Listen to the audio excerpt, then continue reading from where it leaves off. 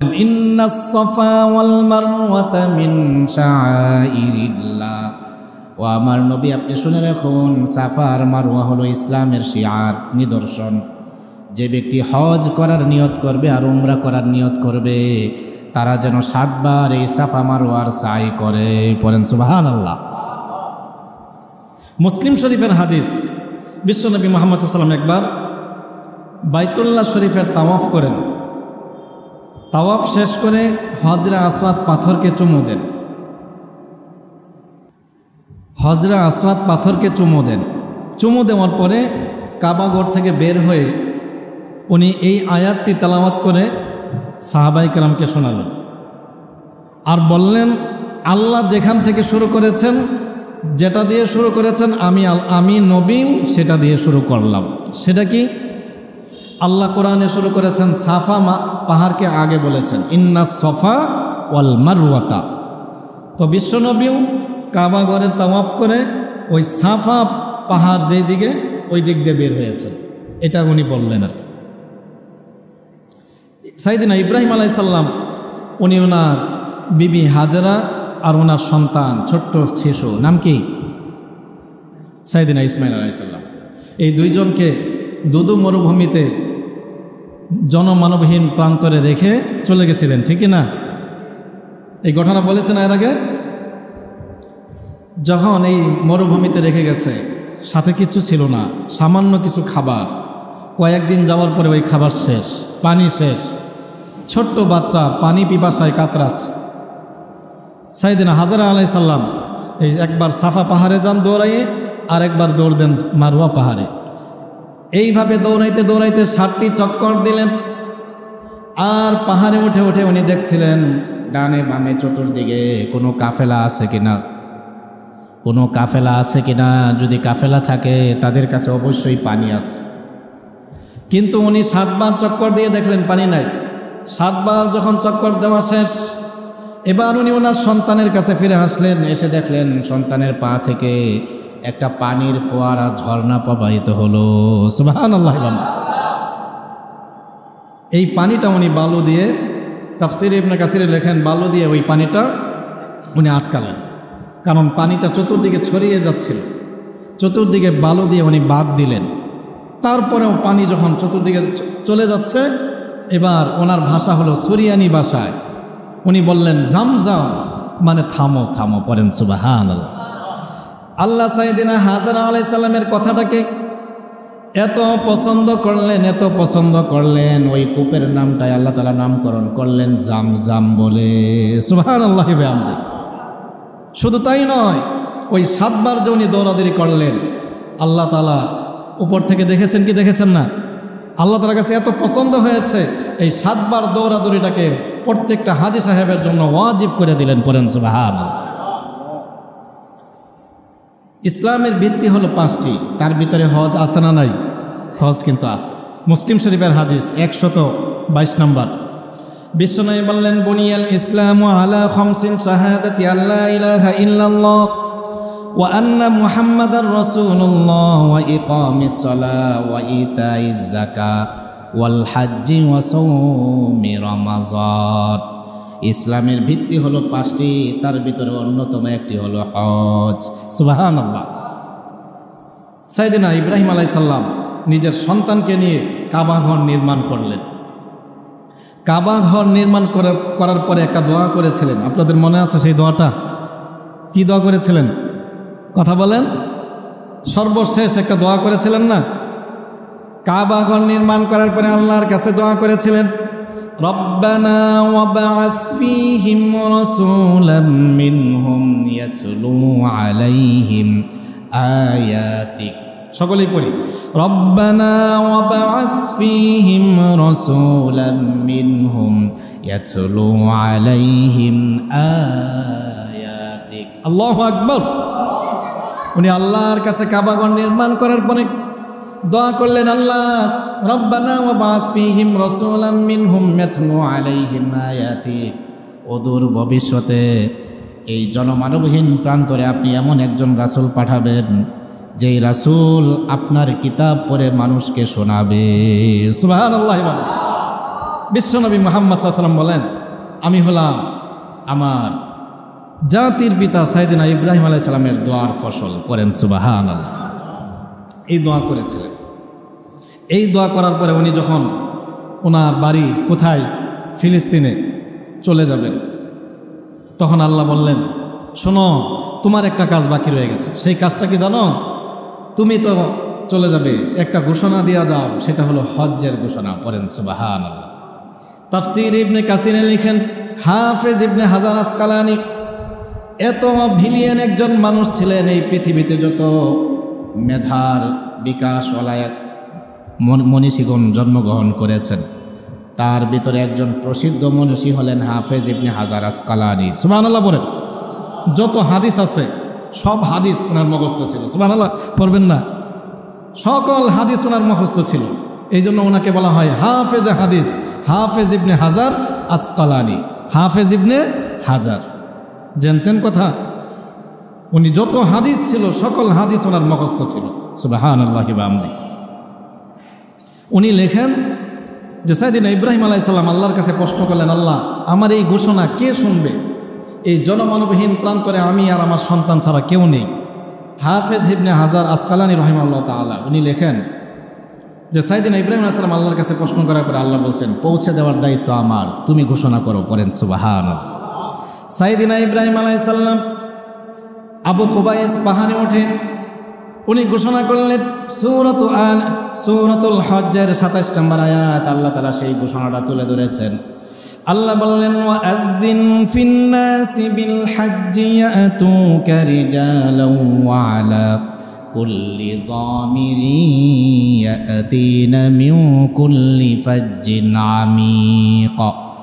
আল্লাহ বললেন, হে ইব্রাহিম, মানুষের মাঝে হজ্জের ঘোষণা দেয়া দাও।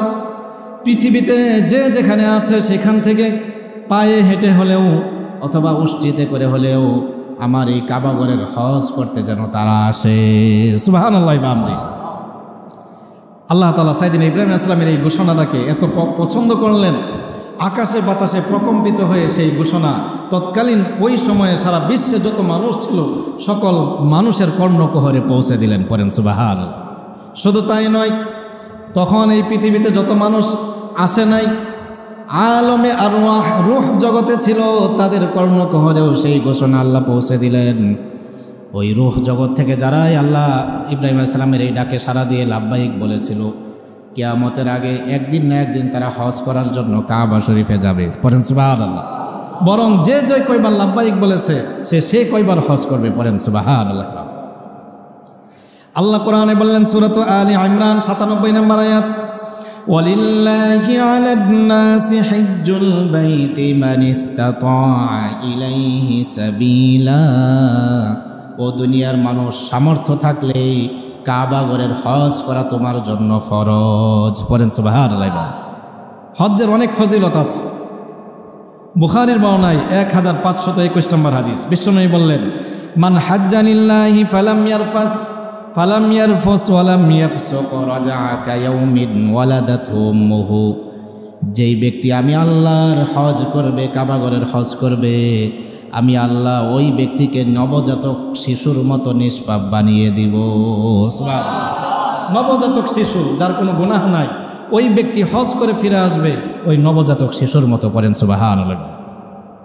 আবার বিশ্বনবী বলেছেন, সুনাতুন নাসাই শরীফের হাদিস ২৬৩০ নম্বর হাদিস, বিশ্বনবী বললেন, তাবিউ বাইনাল হাজ্জি ওয়াল উমরা ফাইন্নাহুমা ইয়ানফিয়ানিল ফাকর ওয়াজ যুনুব। তোমরা হজ আর উমরা একের পর এক করতে থাকো, কামা ইয়ানফিল কির খাবাসাল হাদিদ। হজ আর উমরা একের পর এক করতে থাকো, কেননা হজ আর উমরা তোমাদের গুনাহগুলোকে এমনভাবে দূর করে দেয় যেরকম কামারের হাপড় চিনেন?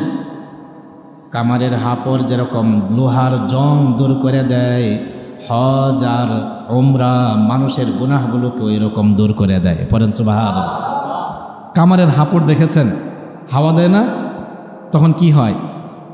কথা বলেন, হাওয়া দিলে কি হয় জানেন না? দুনিয়াতে আসেন দুনিয়াতে আসেননি? ওইটা হাওয়া দিলে কি হয় সুলতান ভাই বলেন? জানেন না? আরে হাওয়া দিলে আগুন জ্বলে, হাওয়া দিলে আগুনে হিট হয়, আগুনটা আরও আগের থেকে তীব্র হয়, প্রখর হয়, আরও উত্তপ্ত হয়। তো তখন উত্তপ্ত হলে ওই লোহাটা আরও গরম হয়, লোহার জংগুলো তত দ্রুত দূর হয়ে যায়। পড়েন সুবহানাল্লাহ। ঠিক আল্লাহ বলছেন, বিশ্বনবী বললেন, হজ আর উমরা মানুষের গুনাহগুলোকে ওই কামারের হাপরের মতো মানুষের গুনাহগুলোকে দূর করে দেয়। পড়েন সুবহানাল্লাহ। হজ কখন করতে হয়? 8টি শর্ত যদি কোনো ব্যক্তির মাঝে পাওয়া যায় তাহলে ওই ব্যক্তির জন্য হজ করা ফরজ। কয়টা শর্ত? মনোযোগ দিয়ে শুনবেন তো, একটু মন মারা হয়ে আছেন। আরেকটা তাকবীর দেই, লিল্লাহি তাকবীর, লিল্লাহি তাকবীর। 8টি শর্ত যদি কোনো ব্যক্তির মাঝে পাওয়া যায় তার জন্য হজ করা ফরজ। 1 নাম্বার হলো মুসলমান হতে হবে। কি হতে হবে? 2 নাম্বার হলো প্রাপ্তবয়স্ক হওয়া, অর্থাৎ বালেগ হওয়া। 3 নাম্বার হলো সুস্থ মস্তিষ্ক সম্পন্ন হওয়া, আকেল, যেটাকে বলা হয় আকেল। 4 নাম্বার হলো স্বাধীন হওয়া, গোলাম হলে চলবেন। 5 নাম্বার হলো হজ পালনের জন্য শারীরিক এবং আর্থিক সামর্থ্য থাকা। শারীরিক বুঝেন, সুস্থ থাকা, আর আর্থিক মানে হজ্জের যাতায়াতের খরচ থাকতে হবে, পাশাপাশি পরিবারের এই যে 15 দিন 1 মাস যে আপনি থাকবেন না, আপনার পরিবারের সাংসারিক খরচও আপনার কাছে দায়িত্ব, আপনার কাছে এই খরচটাও থাকতে হবে, তাহলেই হজ ফরজ হবে। 6 নাম্বার হলো হজ্জের সময় হওয়া। হজ্জের কি হওয়া? যে কোনো সময় হজ করা যায়। কখন করতে হয় হজ বলেন? জিল হজ মাসের 8 তারিখ, 9 তারিখ, 10 তারিখ, 11, 12, এই 5 দিন হলো হজ্জের সময়। কয় দিন? হ্যাঁ, মনে রাখতে হবে, মাসালা জানা জরুরি। আপনি যেই ইবাদত করবেন ওই ইবাদতের ফরজগুলো জানাও আপনার জন্য ফরজ। আপনি যেই ইবাদত করবেন ওই ইবাদতের ওয়াজিবগুলো জানাও আপনার জন্য ওয়াজিব। যেরকম নামাজ পড়বেন, নামাজের ফরজ আছে না নাই? ফরজগুলো জানেন না, সবাই তো জানেন না। এই নামাজের ফরজগুলো জানতে হবে, এরপরে নামাজ পড়বেন। নামাজের ফরজগুলো খুব সুন্দর করে মুখস্থ করবেন। নামাজের ওয়াজিব আছে না নাই? এই ওয়াজিবগুলোও জানতে হবে নামাজ পড়তে হলে। ঠিক হজ করতে গেলে হজের ফরজ আছে না নাই? এই ফরজগুলো জানাও জরুরি, ফরজ। আবার হজ্জের ওয়াজিব আছে, ওয়াজিবগুলো জানাও কি? ওয়াজিব। তো হজ ফরজ হওয়ার জন্য 8টি শর্ত। 6 নাম্বার হলো হজ্জের সময় হওয়া। 7 নাম্বার হলো রাস্তা নিরাপদ থাকা। অনেক সময় আছে না, এখন তো নেই, একটা সময় ছিল যখন পায়ে হেঁটে হজ করা লাগছে, তখন চোর ডাকাত সন্ত্রাসের ভয় আছে কি আছে না? আছে। আরেকটি শর্ত মহিলাদের জন্য, সেটা হলো মহিলারা টাকা পয়সা এগুলো সব থাকলেও তারা হজ করতে পারবে না যদি মাহরাম পুরুষ না থাকে। মাহরাম পুরুষ না থাকলে মহিলারা হজ ফরজ হবে? ফরজ হবে। একজন মহিলার অনেক টাকা আছে, অনেক টাকার মালিক, কিন্তু তার মাহরাম পুরুষ নাই, তো সে হজ ফরজ? হজ ফরজ। এই মোটামুটি 8টি শর্ত যদি পাওয়া যায় তাহলে হজ ফরজ। এবার আসেন, হজ্জের ফরজ হলো 3টি। হজ্জের ফরজ কয়টা? 3টি। 1 নম্বরে হলো এহরাম বাঁধা। কি বাঁধা? যারা যারা হজ্জের নিয়ত করেছেন অথবা আপনাদের আত্মীয় স্বজনের ভিতরে যারা করেছে তাদের এই মাসালাগুলো জানা জরুরি। হজ্জের ফরজ হলো 3টি। 1 নম্বর হলো এহরাম বাঁধা। 2 নম্বর হলো আরাফার ময়দানে অবস্থান করা। আরাফার ময়দানে কখন অবস্থান করবেন? 9 জিলহজ জোহরের নামাজের পর থেকে 10 জিলহজ ফজরের নামাজের আগ পর্যন্ত, এই সময়টার ভিতরে অল্প সময়ের জন্য হলেও আরাফার ময়দানে অবস্থান করতে হবে। 3 নম্বর হলো তাওয়াফে জিয়ারত, অর্থাৎ কাবাঘরের তাওয়াফ করা। সেটা কখন? 10 জিলহজ ফজর থেকে 12 জিলহজ পর্যন্ত, এই 3 দিনের যে কোনো দিন আপনাকে কাবাঘরের তাওয়াফ করতে হবে। এই 3টি হলো হজ্জের ফরজ। 3টার কোনো একটা যদি ছুটে যায় হজ হবে? কথা বলেন না কেন, হজ হবে? হজ হবে না। এই লক্ষ লক্ষ টাকা খরচ করে যাবেন, হজ যদি আপনার না হয় মাসালা না জানা না থাকার কারণে, তাহলে সমস্যা আছে না নাই? আচ্ছা, এই জন্য হজ্জে যারা নিয়ত করেছি আল্লাহ তাআলা আমাদের যাদেরকে হজ করার তৌফিক দিবেন, অবশ্যই আমরা এই হজ্জের ফরজগুলো জেনে নিব। হজ্জের ওয়াজিব হলো 6টা। হজ্জের ওয়াজিব কয়টা? 6টা। 1 নম্বর হলো 10 জিলহজ দিবাগত রাতে মুজদালিফায় অবস্থান করা। 2 নম্বর হলো সাফা মারওয়ার সাই, এই যে সাফা আর মারওয়া সাই। 3 নম্বর হলো 10 জিলহজ, 11 জিলহজ, 12 জিলহজ মিনায় 3টি নির্ধারিত স্থানে 7টি করে 21টি কঙ্কর নিক্ষেপ করতে হবে শয়তানকে। 3টা নির্ধারিত স্থান নাম কি? জামরাতুল আকাবা আলাল কুবরা, জামরাতুল আকাবা আলাল বুস্তা, জামরাতুল আকাবা আলাল সুগরা। এই 3টি জায়গায় 7টি করে 3 দিনে 3 সাতা না 3 21 কত? 3 21 কত? 63।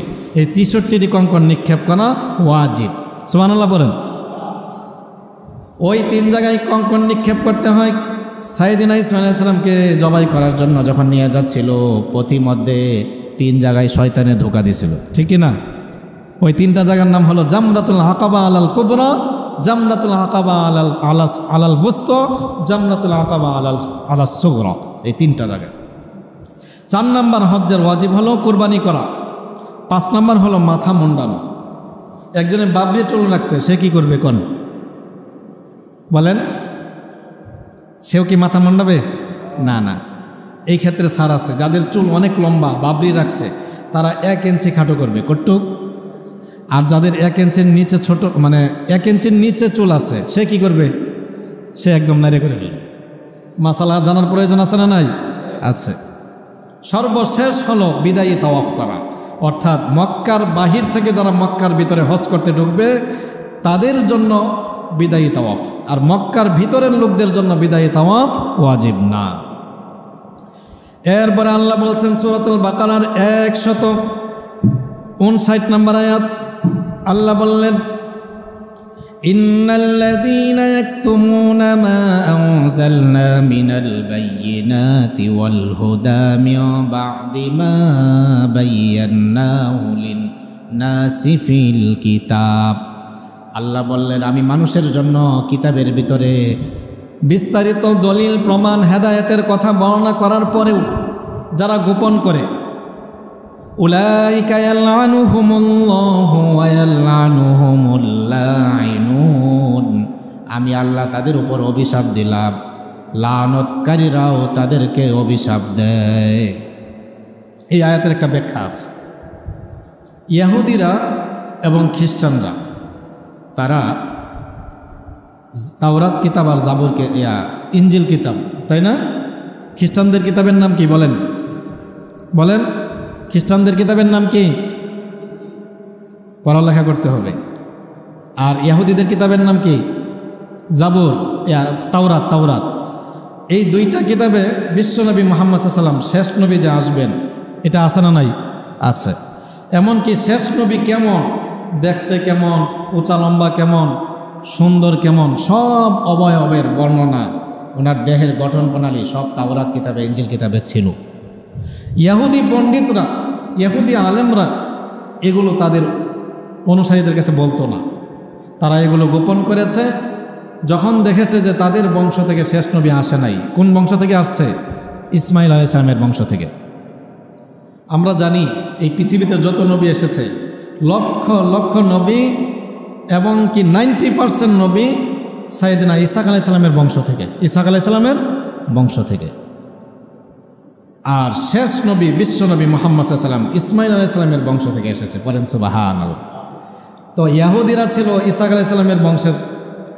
তারা মানুষের কাছে গর্ব করে বলতো যে শেষ নবী বিশ্বনবী উনিও আমাদের বংশ থেকে আসবে। কিন্তু যখন তারা দেখলো যে তাদের বংশ থেকে আসে নাই, আসছে ইসমাঈল আলাইহিস সালামের বংশ থেকে, তখন তারা রাগে ক্ষোভে হিংসায় জ্বলে উঠল। তখন তারা বিশ্বনবীর যে গুণাবলী আছে তাদের কিতাবে, সেগুলো তারা লুকাইতে শুরু করলো, গোপন করতে শুরু করলো। তারা বলল যে আমরা যেই নবীর কথা বলতাম শেষ নবী, এই নবী শেষ নবী না। নাউজুবিল্লাহ বলবেন না? এটাই আল্লাহ তাআলা এই কোরআনে বলেছেন, এই আয়াতে। আল্লাহ বললেন ইন্নাল্লাযীনা মা আনজালনা বিনাল বায়্যিনাতি ওয়াল হুদা মিন বা'দি মা বায়্যানাহু লিন-নাসি ফিল কিতাব।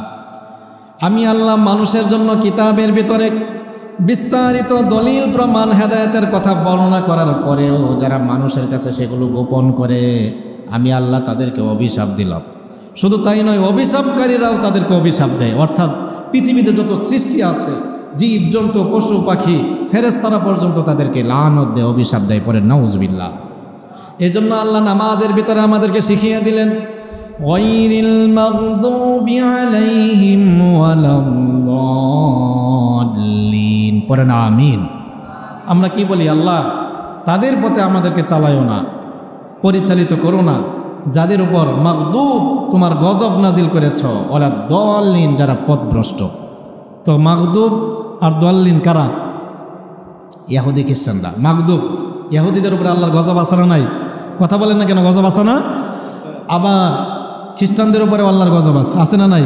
আচ্ছা, এটাই আল্লাহ তাআলা বলছেন যে তোমরা নামাজের ভিতরে গায়রিল মাগদুবি আলাইহিম ওয়ালাদ-দাল্লিন বেশি বেশি পড়ো, তাহলে আমি তোমাদেরকে সঠিক পথ দেখাবো। ইহদিনাস সিরাতাল মুস্তাকিম, সুবহানাল্লাহ বলেন। এরপরে আল্লাহ বলেছেন ইল্লাল্লাযীনা তাবু ওয়া আসলাহু ওয়া বায়্যানু ফাউলাইকা তুবু আলাইহিম ওয়া আনাত তাওয়াবুর রহিম। তবে যারা তওবা করেছে, নিজেকে সংশোধন করে নিয়েছে, ওয়া বায়্যানু আর মানুষের কাছে বিস্তারিত বিবরণ প্রকাশ করেছে, ফাউলাইকা তুবু আলাইহিম আমি আল্লাহ তাদের তওবাগুলোকে কবুল করে নেব, ওয়া আনাত তাওয়াবুর রহিম আমি আল্লাহ তওবা কবুলকারী দয়াময়। পড়েন সুবহানাল্লাহ। ইহুদিদের মধ্যে অনেকে তওবা করে ভালো হয়েছে। জানেন আপনারা জানেন, একজন বিখ্যাত সাহাবী আছে, নাম হলো আব্দুল্লাহ ইবনে সালাম। নাম কি? আব্দুল্লাহ ইবনে সালাম। নাম শুনেছেন? ওনার নাম শুনেছেন? কে কে বলেন? হাত তোলেন। কেউ শুনেন নাই? ফাজাইল আমলে আব্দুল্লাহ ইবনে সালাম রাদিয়াল্লাহু তাআলা আনহু কেউ শুনেছেন? শুনেছেন? মাশাআল্লাহ। এই আব্দুল্লাহ ইবনে সালাম রাদিয়াল্লাহু তাআলা আনহু উনি ছিলেন ইহুদিদের অনেক বড় আলেম। কিন্তু ইহুদি ধর্ম ছেড়ে বিশ্বনবীর যখন আগমন ঘটে, বিশ্বনবীর আখলাক দেখে সে ইসলাম ধর্ম, বিশ্বনবীর হাতে হাত রেখে ইসলাম ধর্ম গ্রহণ করে নেয়। পড়েন সুবহান। এটাই আল্লাহ কোরআনে বলেছেন ইল্লাল্লাযীনা তাবু ওয়া আসলাহু ওয়া বায়্যানু ফাউলাইকা তুবু আলাইহিম ওয়া আনাত তাওয়াবুর রহিম।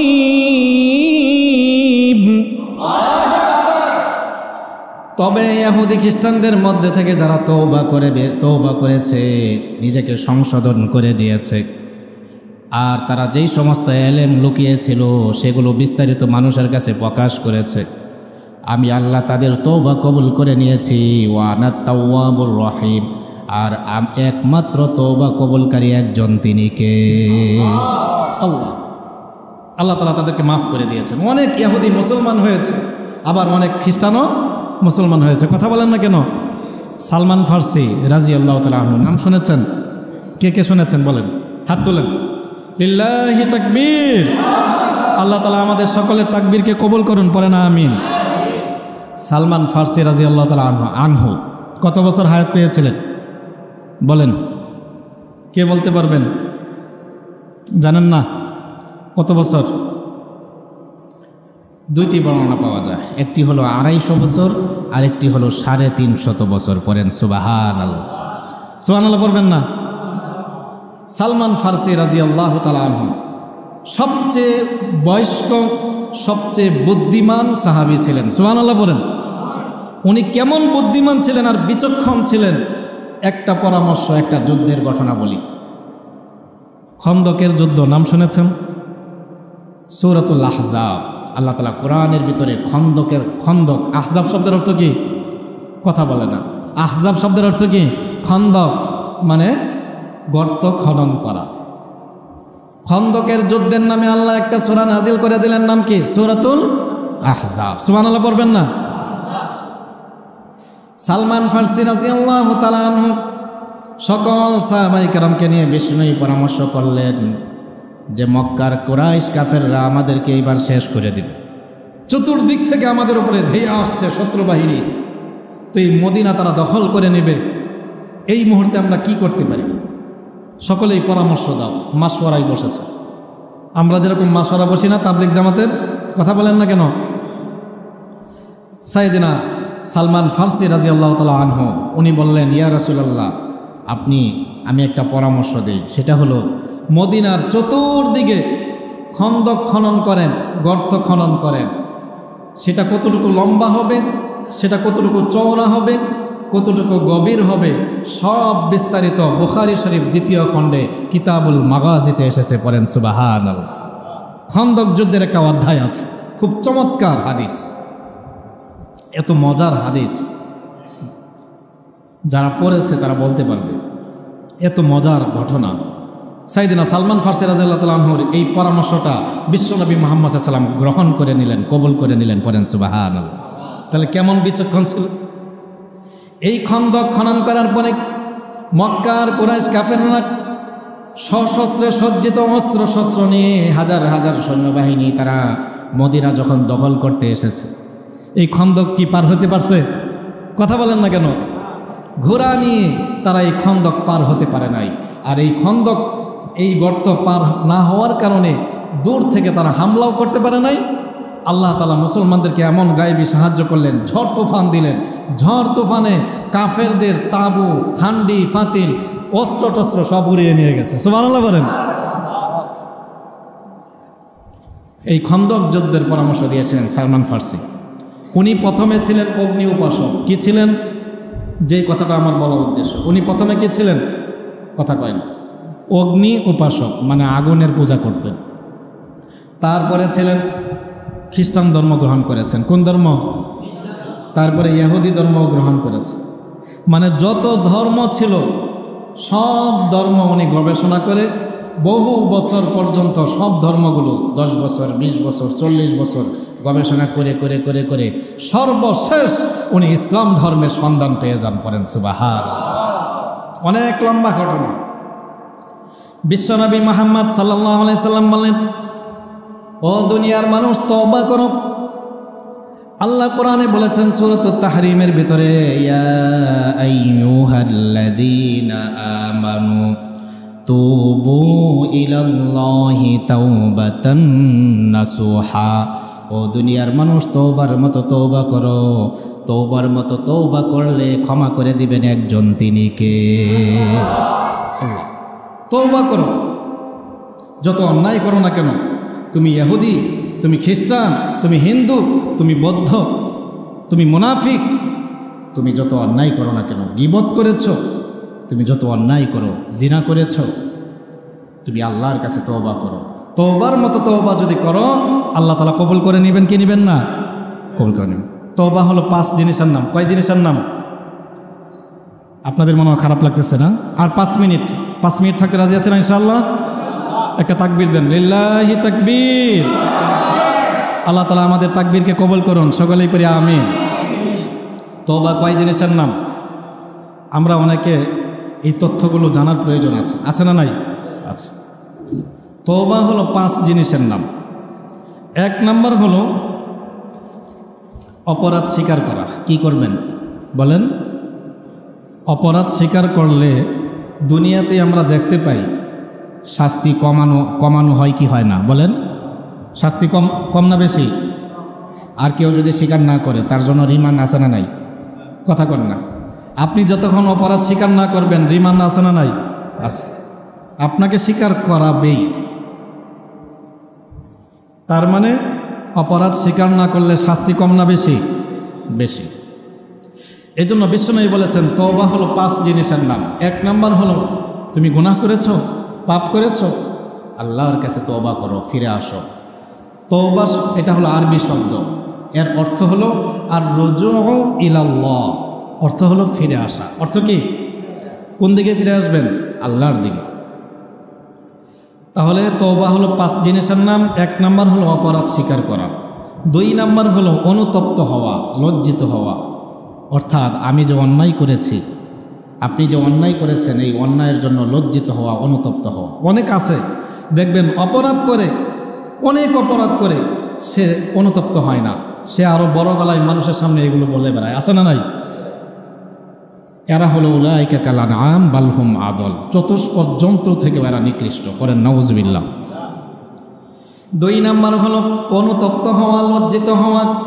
3 নাম্বার হলো ওই গুনাহ ছেড়ে দেওয়া, ওই গুনাহ করা যাবে না। 4 নাম্বার হলো ওই গুনাহটাকে ঘৃণা করা, যেই পাপটা আপনি করেছেন ওই পাপটাকে কি করতে হবে? ঘৃণা করতে হবে যে আমি একটা জঘন্য কাজ করেছি, আমি একটা ঘৃণিত কাজ করেছি। সর্বশেষ ভবিষ্যতে ওই গুনাহ আর করব না বলে অঙ্গীকার করা, ভবিষ্যতে ওই গুনাহ আর করব না বলে অঙ্গীকার করা। তাহলে তওবা কয় জিনিসের নাম? 5 জিনিস। কি কি বলেন বলেন বলেন ঝটপট। 1 নম্বরে অপরাধ স্বীকার করা, 2 নম্বর লজ্জিত হওয়া, অনুতপ্ত হওয়া, 3 নম্বর ওই গুনাহ ছেড়ে দেওয়া, 4 নম্বর ওই গুনাহ, মাশাআল্লাহ মাশাআল্লাহ বলেন, 5 নম্বর ভবিষ্যতে আর করব না বলে অঙ্গীকার করা। এই 5 জিনিসের নাম তওবা। এইভাবে যদি কোনো ব্যক্তি তওবা করতে পারে, আল্লাহ তাদের জন্য বলেছেন ইয়া আইয়ুহাল্লাযীনা আমানু তুবু ইলাল্লাহি তাওবাতান নাসুহা। এই 5 জিনিসের সমন্বয়কে বলা হয় তাওবায়ে নাসুহা। তাওবায়ে নাসুহা, নাসুহা কোনো ঘটনার নাম না। এই 5 জিনিসের সমন্বয়ে কোনো ব্যক্তি যদি এক নিষ্ঠতার সাথে তওবা করে, ওই ব্যক্তিকে আল্লাহ তাআলা অবশ্যই অবশ্যই ক্ষমা করে দিবেন। পড়েন সুবহানাল্লাহ। আল্লাহ সূরাতুজ জুমারে বলেছেন, লা তাকনাতু মির রাহমাতিল্লাহ ইন্নাল্লাহা ইয়াগফিরুয যুনুবা জামিআ। যত অন্যায় করো না কেন, আমি আল্লাহর রহমত থেকে তোমরা নিরাশ হও না। তওবার মতো তওবা করলে আমি আল্লাহ তোমাদেরকে ক্ষমা করে দিতে পারি। সুবহানাল্লাহ। মিশরের একজন দার্শনিক, একজন বিজ্ঞানী, অনেক বড় একজন জ্ঞানী মিশরের, সে কোরআন গবেষণা করে দেখলো কোরআনের ভিতরে আল্লাহ তাআলা আযাব অর্থ কি? শাস্তি। আযাব আরবি শব্দ, এর অনুবাদ হলো শাস্তি। সেই গবেষক দার্শনিক গবেষণা করে দেখলো কোরআনের ভিতরে আল্লাহ তাআলা আযাব বা শাস্তির কথা 117 বার বলেছেন। কতবার? 17 বার। আবার বিপরীত দিক থেকে সে গবেষণা করে দেখলো মাগফিরাতুন শব্দের অর্থ হলো ক্ষমা। মাগফিরা শব্দের অর্থ কি? ক্ষমা। সে গবেষণা করে দেখলো শাস্তির বিপরীত হলো ক্ষমা। আর এই ক্ষমার কথা আল্লাহ কোরআনে বলেছেন 234 বার। সুবহানাল্লাহ বলেন। তার মানে আল্লাহ তাআলা শাস্তির দ্বিগুণ, ক্ষমার কথা দ্বিগুণ বার বলে 234 বার বলার মধ্য দিয়ে আল্লাহ প্রমাণ করেছেন, বান্দা তুমি যতই পাপ করো না কেন, তোমার পাপ যতই বেশি হোক না কেন, আমি আল্লাহ তোমাকে ক্ষমা করে দিতে পারি। সুবহানাল্লাহ। এজন্য আল্লাহ বলেছেন লা তাকনাতু মির রাহমাতিল্লাহ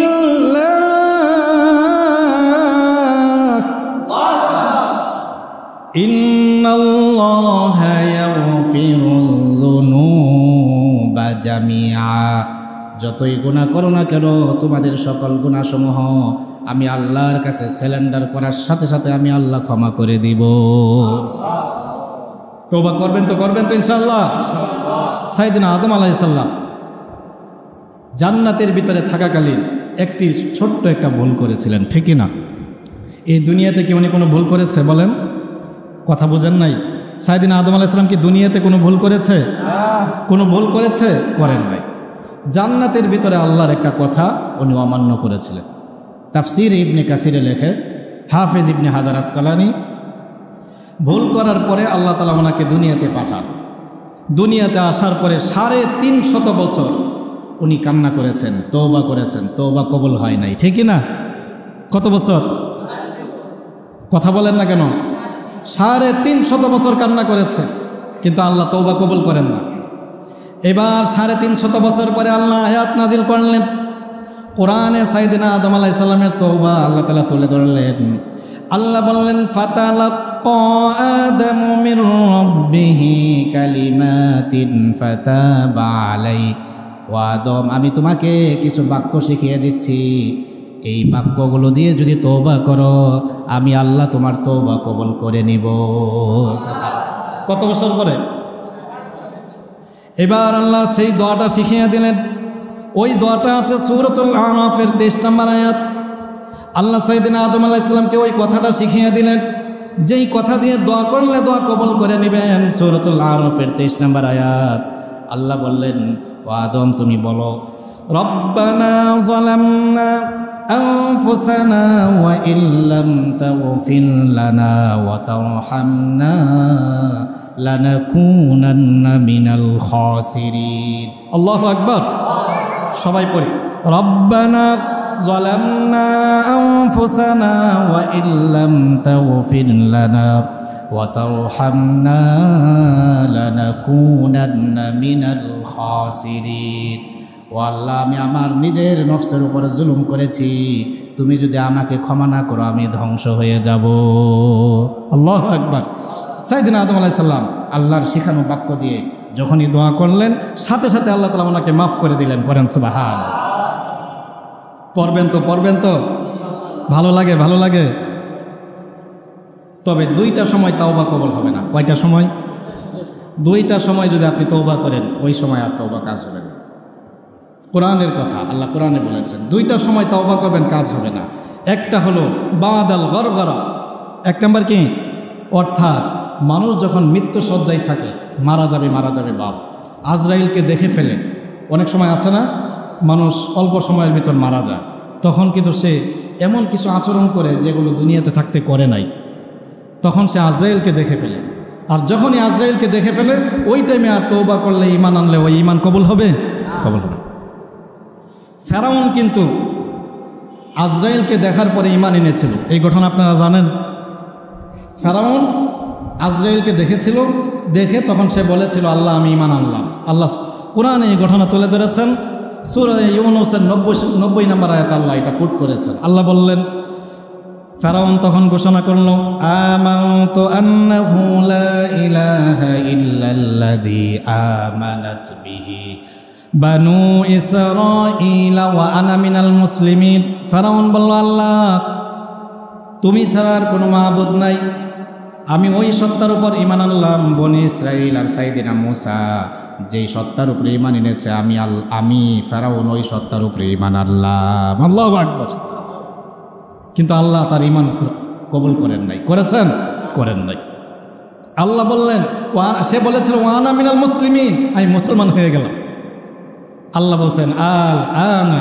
ওয়া ক্বাদ আসাইতা ক্বাবলু ওয়া কুনতা মিনাল মুফসিদিন আর সময় নেই তোমার সময় শেষ তার মানে দুইটা সময় তওবা কবুল হবে না একটা হলো আজরাইলকে দেখে ফেললে দুই নাম্বার হলো কিয়ামতের আগে যেদিন কিয়ামত হবে ওই দিন সকালবেলা সূর্য কোন দিক থেকে উঠবে পশ্চিম দিক কিভাবে সম্ভব পূর্ব দিক থেকে সূর্য না ওঠে পশ্চিম দিক থেকে সূর্য ওঠা পৃথিবীতে কেউ পারবে সাইয়েদনা ইব্রাহিম আলাইহিস সালাম তৎকালীন জমানার বাদশা নমরুদের কাছে ঈমানের দাওয়াত নিয়ে গেলেন বললেন ও নমরুদ তুমি এক আল্লাহর উপাসনা করো যে আল্লাহ তোমাকে আমাকে সবাইকে বানাইছে নমরুদ বলে তোমার আল্লাহর পরিচয় কি বলো তোমার আল্লাহর পরিচয় দাও আমার সামনে সাইয়েদনা ইব্রাহিম আলাইহিস সালাম বললেন ইয ক্বালা ইব্রাহিম রাব্বিয়াল্লাযী ইউহয়ী ওয়া ইউমীত ক্বালা আনা উহয়ী ওয়া উমীত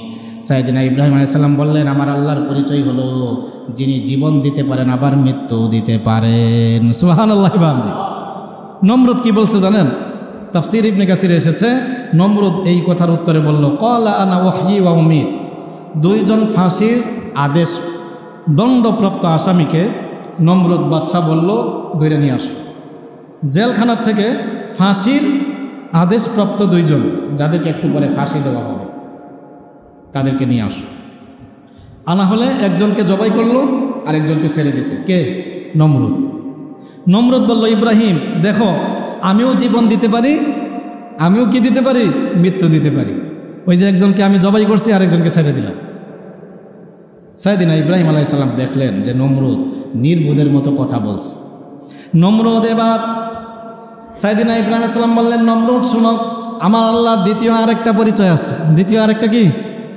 কথা বলেন না আমার আল্লাহর দ্বিতীয় আরেকটি পরিচয় আছে সেটা হলো قال نوحي وأميت قال إبراهيم فإن الله يأتي بالشمس من المشرق فأتي بها من المغرب আমার আল্লাহর দ্বিতীয় আরেকটা পরিচয় হলো আমার আল্লাহ প্রতিদিন পূর্ব দিক থেকে সূর্য ওঠা তোমার যদি ক্ষমতা থাকে পশ্চিম দিক থেকে সূর্য উঠিয়ে দেখা ফাবহিতাল্লাযী কাফার নমরুদ হতভম্ব হয়ে গেছে, কোনো উত্তর নেই, সে ঠেকে গেছে। সে আর কল্পনাও করতে পারে নাই যে এরকম একটা প্রশ্নের সম্মুখীন সে হবে, সে কোনো উত্তর দিতে পারে নাই। অনেক লম্বা ঘটনা। তো যেই কথা বলছিলাম, পূর্ব দিক থেকে সূর্য উঠে যেদিন পশ্চিম দিক থেকে উঠবে ওই সময় থেকে আর কারো তওবা কবুল হবে না। আল্লাহ তাআলা যেই কথাগুলো বললাম শুনলাম, আমাদের সকলকে আমল করার তৌফিক দান করুন, সকলেই পড়ে আমিন।